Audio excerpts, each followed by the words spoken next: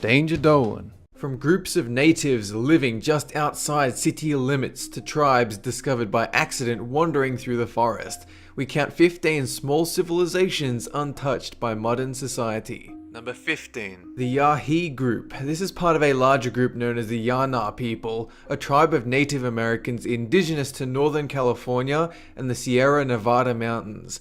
In the 1700s, their numbers exceeded 1,500, but when the gold rush took place, miners and ranchers stormed the location and slaughtered a huge amount of them simply for defending their homeland. A man named Ishi was the last surviving member of this group, since his custom is that he would be introduced to a friend by his family, and his family were all dead. He would never reveal his true name, and instead the Yahi word for man, Ishi, became his name. He taught people how to make professional arrowheads and bows before his death in 1916. Today, certain members of the Yana people still survive, but none of the Yahi.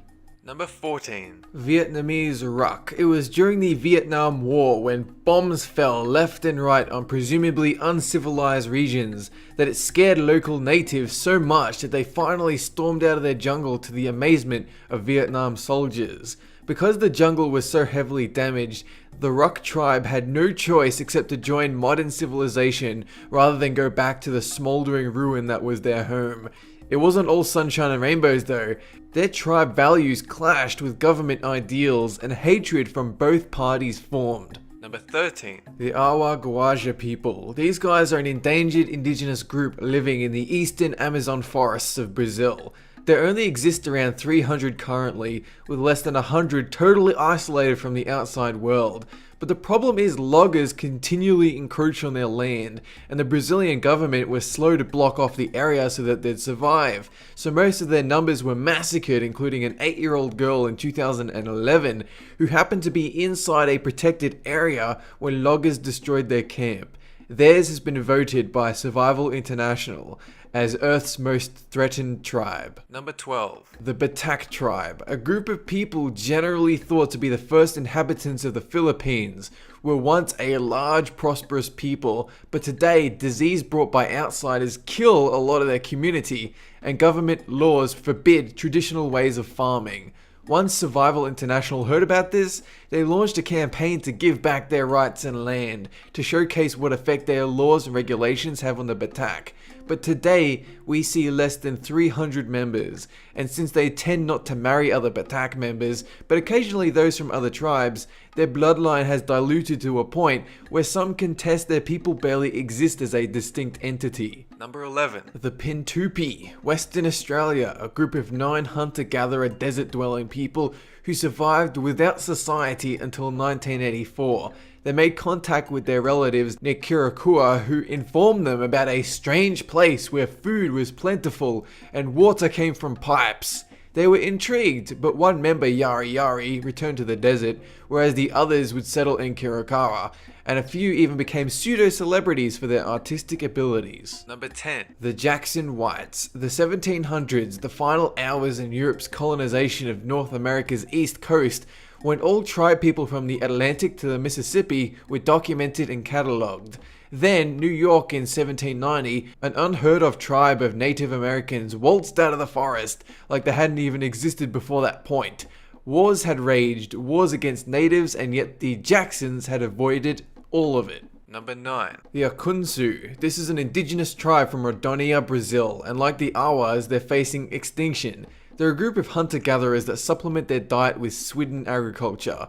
But a group of ranchers found their camp and massacred their people, then covered up the remains with bulldozers to hide the evidence, because otherwise the land would be closed as an indigenous reserve and unavailable for logging or ranching. Only 5 members survive today, and it is generally believed their people will not survive with so small a number. Number 8. The Jarawa. These guys live on the Andamanese Islands, and like with a lot of the other tribes in this list, their numbers barely exceed 300. For a long time, they resisted contact with humans until 1997, when they visited a local community, then immediately got sick with the measles.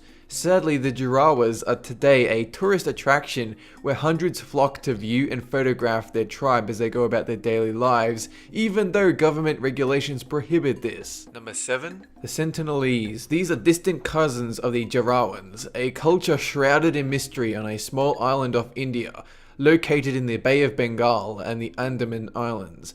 Every time people have tried to get close to this island, the Sentinelese send back hundreds of arrows and spears. So it's difficult to gauge their numbers, though we've made several attempts to contact them.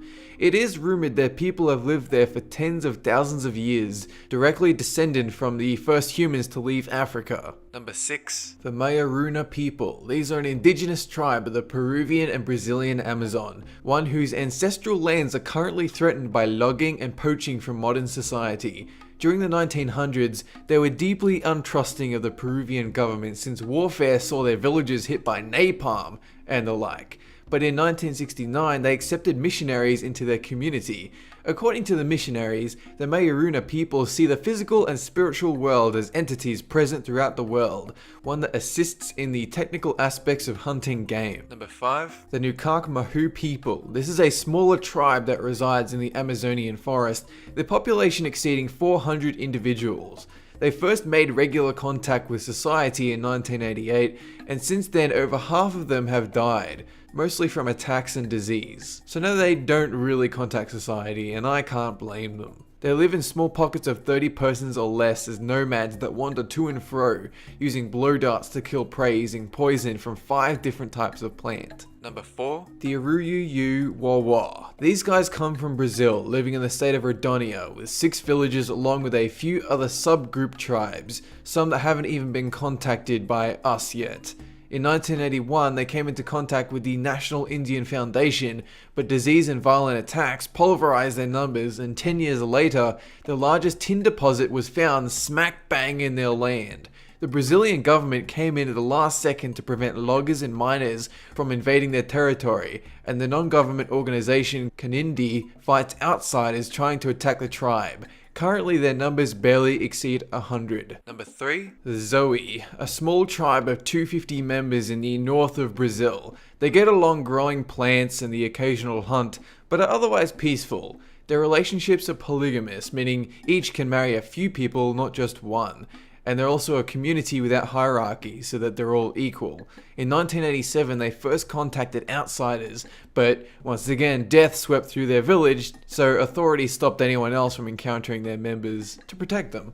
Number 2. A Peruvian tribe. It was a tourist group tromping around through the jungles of Peru. They found a curious mishmash of natives nobody had ever encountered before, and at the time they tried communicating in a variety of languages, but the natives wouldn't respond. Anthropologists inspected the video footage brought back from the tourists and realized this tribe was one of the few in the area they had not found before. Number 1. Ayorio Totobiegosod. A rough translation of these words comes to people of the place of the wild pigs, a tribe in a harsh forest area known as Chaco. According to reports, they'd contacted society in the 1940s, but after some of their numbers were forced to evacuate the forest, they started their nomadic life deep in the jungle. That is it for this content. Have a good one!